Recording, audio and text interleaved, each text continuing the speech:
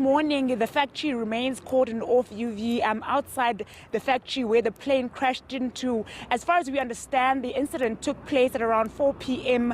yesterday afternoon. The plane crashed into a factory, as I've mentioned, injuring one employee from the factory who lost their limb.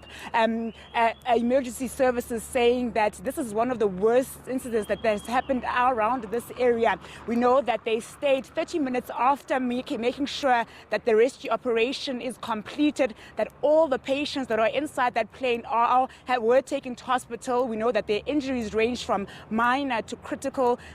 Patients that were critical were taken to the neighbor hospital via a helicopter, others transported using the ambulance facility. What we know so far is that we are not allowed to actually get any further than where we are standing. Security personnel telling us here this morning that the investigation as to what caused the incident are still underway. What we've seen happening this morning is that we've seen vehicles from the aviation authority entering the gate behind me. The security personnel that are here are from the airport security, saying that they've been here overnight securing this area. Zikhona, just for clarity, you say that there was one person from the factory was injured, so then the rest of them who were injured and the one person who was killed, they were all passengers in this plane, or they were on board this plane?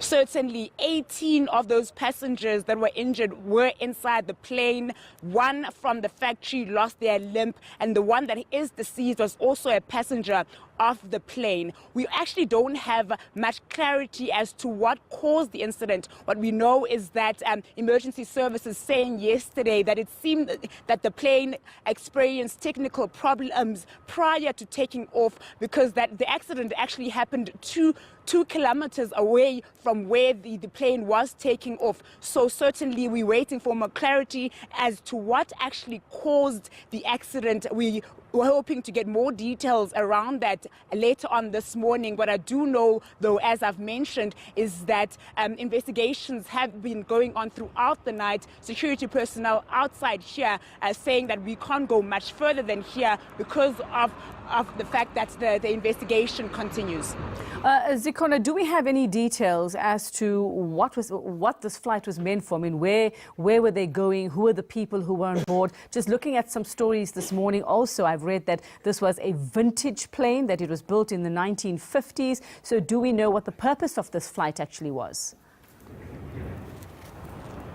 A lot of the details surrounding where this plane was headed to or what it was doing here is still very sketchy. What we know is that it was headed for Europe. It was expected to arrive in Amsterdam, I think, on the 28th of July, according to reports in the newspapers as well as the internet. But we're still waiting for more details. As I've mentioned, this incident took place quite late yesterday afternoon. Security personnel rushing to the scene, and the priority at the time was to make sure that everyone that was inside the plane was rescued from the plane and taken to nearest hospital facilities. What we know is that 4 patients or 4 of those passengers actually gave a lot of trouble in terms of getting out of the plane.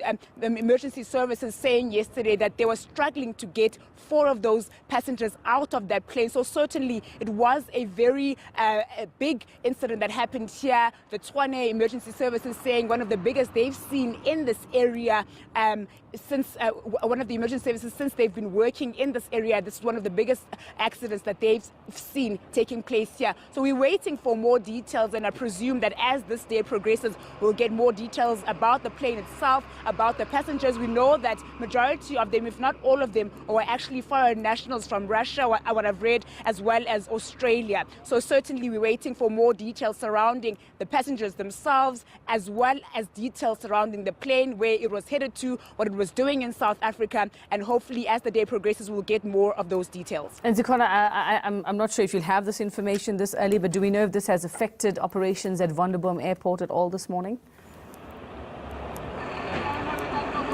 Well, what we know so far is that the crash itself took place 2 kilometers away from the actual airport. We understand that the plane experienced technical problems during the takeoff, and it plunged into a nearby factory. We don't know yet as to whether operations at the actual airport have been affected. What I do know is that the security personnel that have been guarding the factory area, which is where the plane crashed, are actually from the airport security. So we're still waiting for more detail as to how that has actually impacted on the operations at the airport itself. What's happening around me, it seems as though the traffic is flowing normally. People are using the road in front of me. It's just that the area behind me has been cordoned off. We'll still wait and see as to whether the staff that work at the factory will be able to report for duty this morning. What I was reading was that what they saw they weren't actually understanding what was happening, what was crashing before their eyes. But I see a lot of them have come out saying that what they saw was beyond their belief. So we're still waiting for more details from the factory itself as to whether the staff who work here will be able to report for duty as usual this morning. All right, we'll wait and see, and hopefully some more details a little later on. We will catch up with you a little later on, and hopefully there will be some kind of briefing or some kind of some more info that will come out about this crash. Sikona Shona near Vanderboom Airport for us this morning.